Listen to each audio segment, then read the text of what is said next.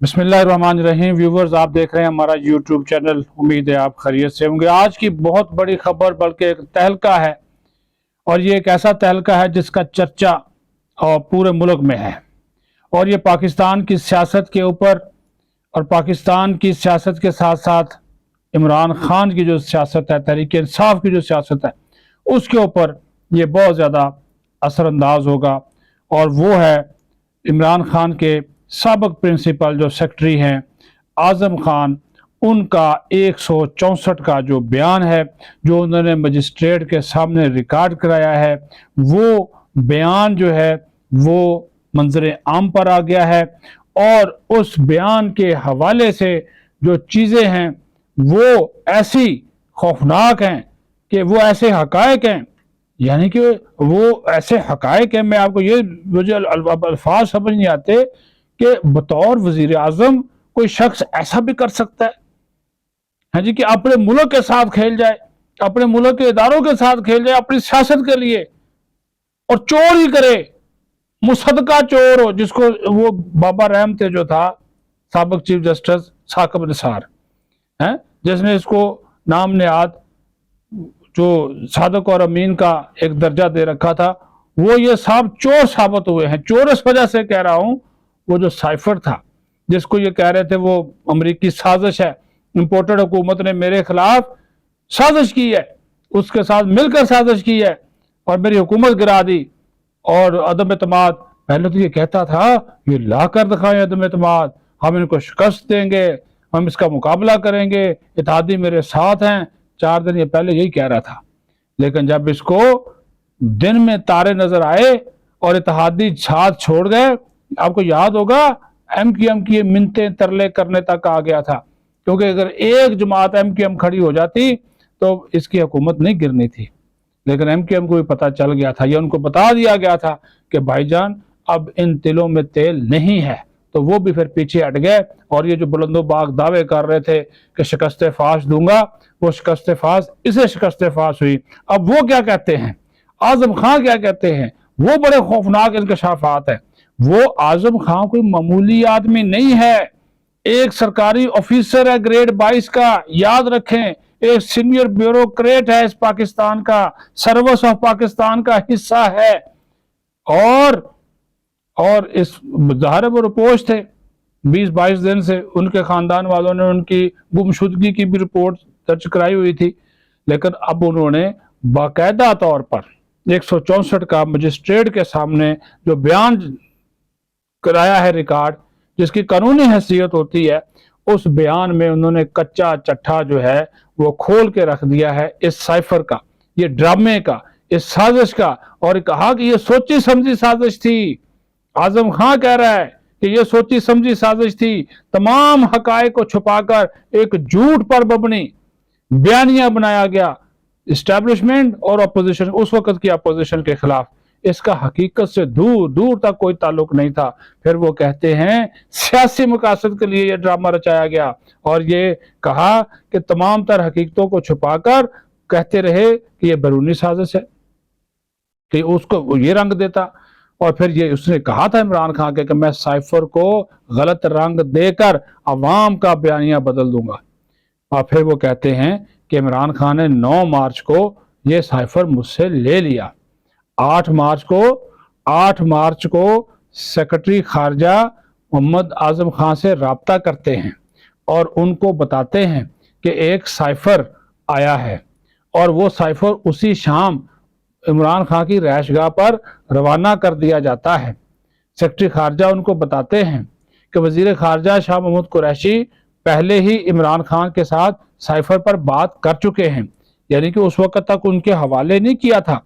लेकिन जब वो आ गया, ये मैं आपको बात बता रहा हूं कि 8 मार्च को राब्ता होता है, और उसी 8 मार्च को ही वो साइफर उनकी रहायशगाह के ऊपर रवाना कर दिया जाता है, बनी गाला में वहां पर पहुंचा दिया जाता है, और वहां पर आने जाने वालों का सारा रिकॉर्ड जो है वो रखा जाता है।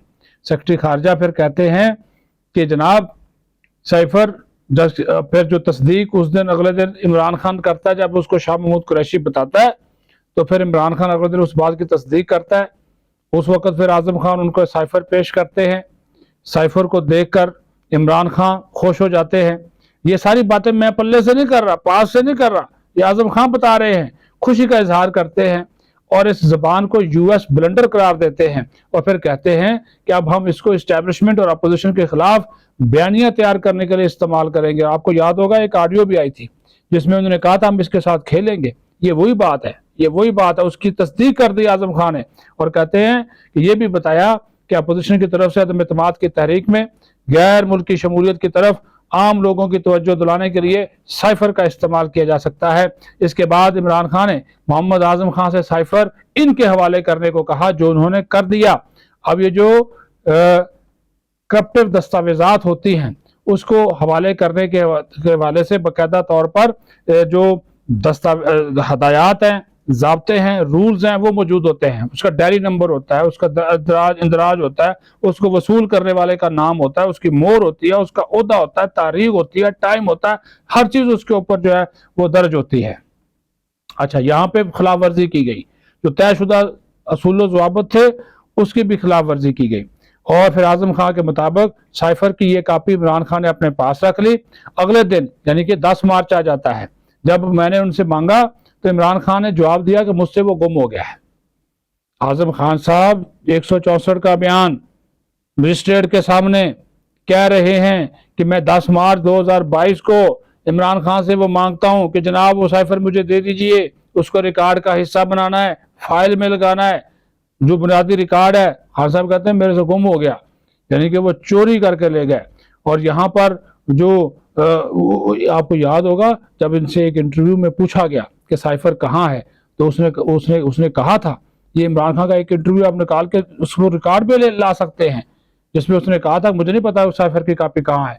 आजम खान ने यह भी इतराफ़ किया कि इमरान खान ने इनसे कहा था कि वो इस साइफर को अवाम के सामने पेश करेंगे और इस बयानिए को तोड़ मरोड़ कर पेश करेंगे कि मकामी शराकतदारों के साथ मिलकर गैर मुल्की साजिश रचाई जा रही है। इस पर आजम खान ने मशवरा दिया कि साइफर एक खुफिया कोडेड दस्तावेजात है और इसके मवाद को जाहिर नहीं किया जा सकता। और इसके बाद वजीर खारजा और सेक्रेटरी खारजा से बाज़ाब्ता मुलाकात की तजवीज़ दी, जहाँ वो मिनिस्ट्री ऑफ फॉरेन अफेयर्स की कापी से साइफर पढ़ सकते हैं, क्योंकि इमरान खान की असल कापी अभी तक जो थी वो गुम है और मीटिंग के मिनट से भी मजीद फैसला किया जा सकता है। फिर 28 मार्च 2022 को एक इजलास बनी गाला में मुनक्कद होता है, जहां सेक्रेटरी खारजा वजारत खारजा की मास्टर कापी, ये दुनिया इमरान खान वाली नहीं, वो कापी नहीं दे रहा, वो कहता गुम हो गई, चोरी कर ली गई, जहां सेक्रेटरी खारजा वजारत खारजा की मास्टर कापी से साइफर पढ़ते हैं। इजलास के तमाम मुबाहिस और फैसलों पर गौर किया गया, मामला काबीना के सामने लाने का फैसला किया। काबीना का इजलास 30 मार्च 2022 को खुसूसी इजलास मुनक्कद होता है। वजारत खारजा के नुमाइंदे दोबारा साइफर पढ़ते हैं, काबीना को ब्रीफिंग देते हैं, इसके मिनट्स मौजूद हैं। फिर इस मामले को कौमी सलामती कमेटी के इजलास में अगले दिन रखने का फैसला होता है। 31 मार्च को कौमी सलामती कमेटी का इजलास होता है, जहां पर मज़कूरा बाला अमल दोबारा दोहराया गया और कौमी सलामती डिवीजन की तरफ से इस पर गौर किया गया। आजम खान कहते हैं कि वजारत खारजा से मसूल होने वाले तमाम जो साइफर थे वो JS जो फॉरेन ऑफिस के हैं वज़ीर आज़म के दफ्तर में वजारत खारजा के नुमाइंदे, उनको वापस कर दिए गए। ताहम जब तक वो प्रिंसिपल सेक्रेटरी थे, जो खोया हुआ साइफर था वो इमरान खान ने वापस नहीं किया था, क्योंकि वो अपने पास लेकर चले गए थे।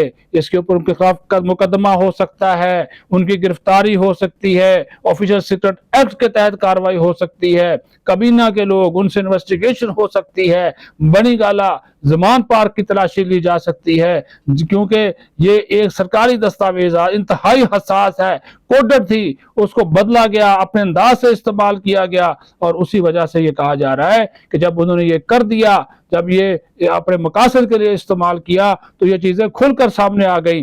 और यही वही चीज है कि जो ये सौदा बेच रहे थे, जो चूरन बेच रहे थे, बाद में कहने लगे वो साइफर की बातों को भूल जाए जी, अब उसी अमेरिका के पांव पड़े हुए हैं कि मुझे हुकूमत में लेकर आओ।